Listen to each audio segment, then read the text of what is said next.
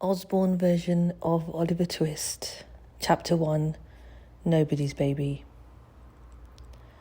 Take care of him.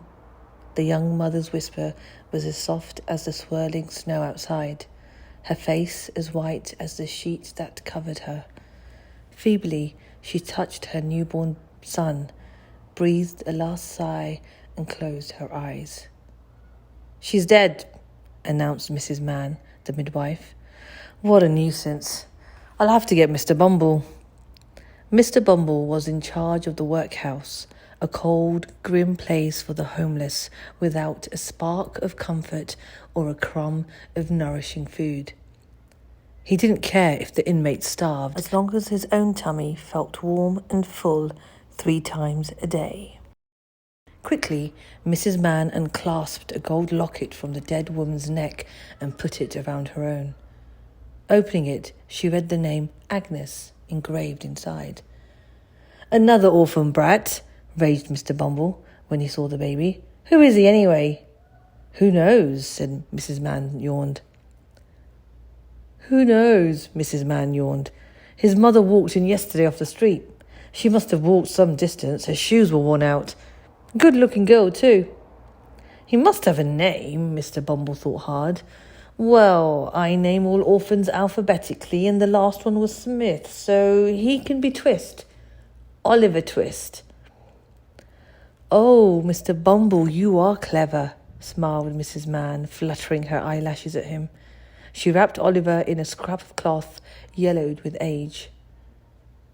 Oliver opened his mouth and roared with all the force of his baby lungs. If he'd understood he was an orphan, loved by no one, he would have cried even louder. Chapter 2, More Means Less. By the time Oliver was 7, he was sleeping in a dormitory with 50 other starving boys. "I'm so hungry I could eat the boy in the next bed," complained a tall, strong boy with wild, angry eyes. The boy in the next bed gulped. "We must have more food," he agreed hastily. "Let's draw straws to decide who's going to ask Mr Bumble." Oliver's heart was thumping as he reached out to draw his straw. He pulled it close. "Oh no," he cried. "It's me." Supper, as usual, was gruel, a kind of thin, watery porridge with a few lumps of gristle floating in it. The boys lined up in front of Mr Bumble, who stood at one end of the dining room, a huge apron tied around his fat belly, ladling a small spoonful into each boy's bowl.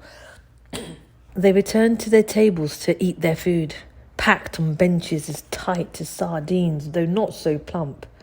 Their bowls never needed washing. They were licked clean in seconds until they shone like polished china. The boys sitting near Oliver kicked him under the table. "Go on, Oliver.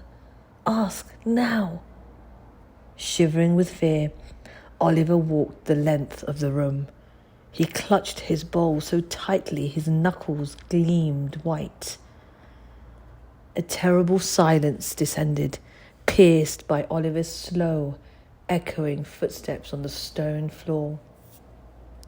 He passed table after table of boys, their spoons laid down, their empty bowls in front of them. Each round-eyed boy stared at him expectantly as he went by. Oliver guessed what they were thinking. "I'm glad it's him, not me."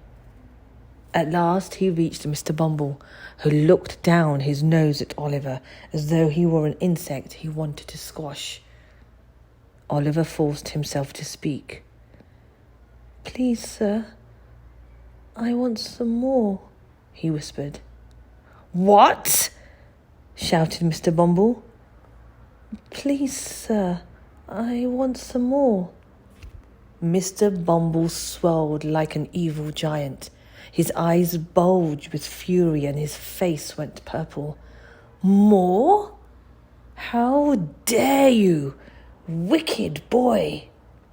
He seized Oliver, hit him with the gruel ladle, and threw him into the coal cellar, locking the door.